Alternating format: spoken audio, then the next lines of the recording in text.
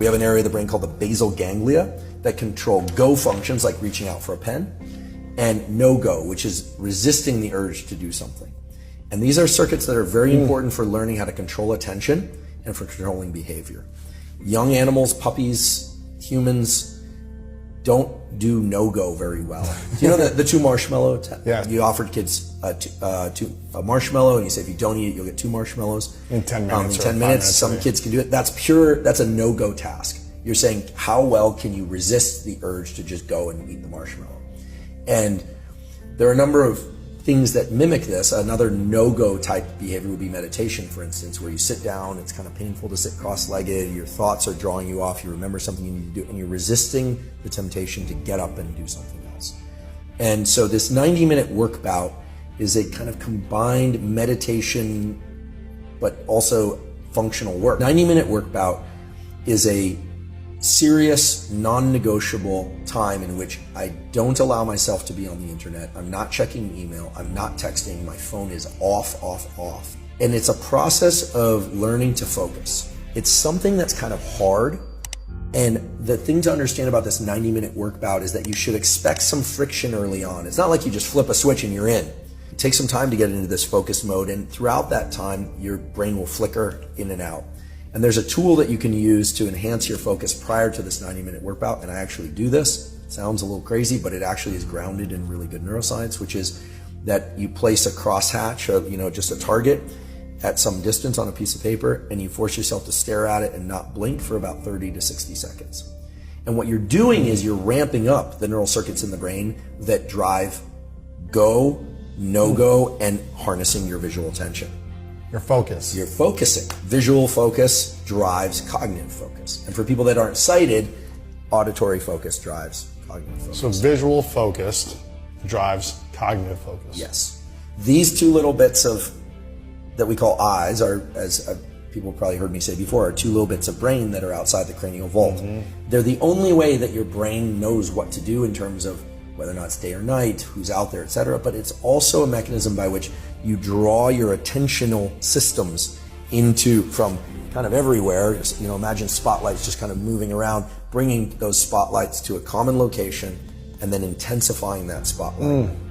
And since most work involves what we call exterocepting, looking outside ourselves, this is very different than sitting in meditation where you're focusing internally. Because when you sit down to work, you kind of want to forget about your heartbeat and how your feet feel on the floor and that your back might be a little sore or something.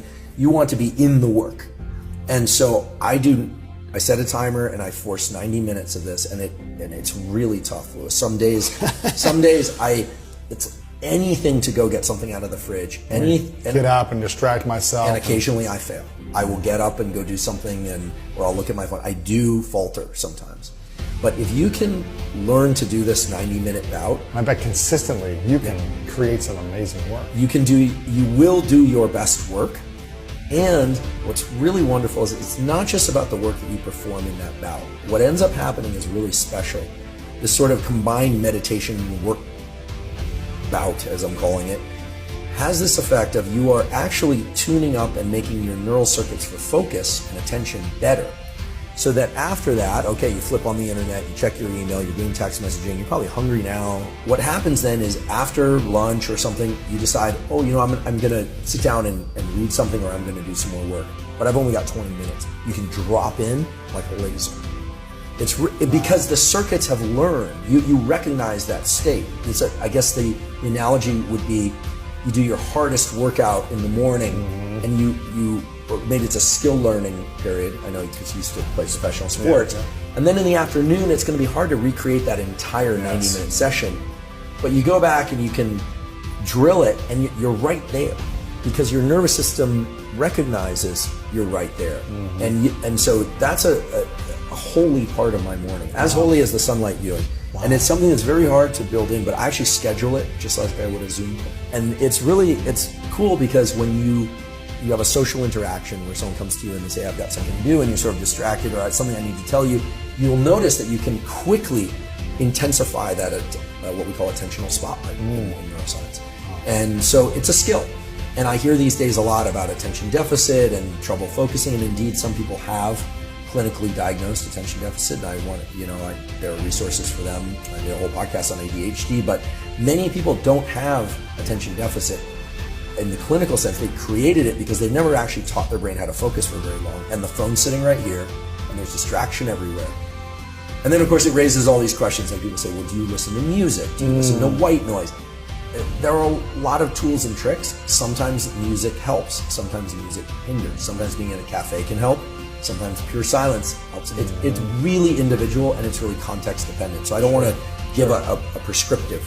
But that 90-minute work bout, if I can do all those things and then get that 90-minute work bout and then eat my lunch, I feel like the system is set to make the rest of the day even better. Because we often hear about the perfect morning routine, but we're not thinking about how that routine influences the rest of the day's routine. Yes.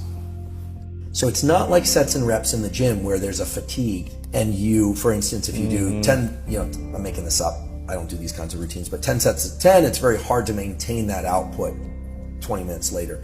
I noticed that with focus, it's something that you kind of drop into a groove. Now, after about 90 minutes, it's very hard to maintain that. And there are a lot of data showing that these 90-minute, what are called ultradian rhythms, much of our life is broken up into 90-minute cycles. But these 90-minute learning bouts are very good.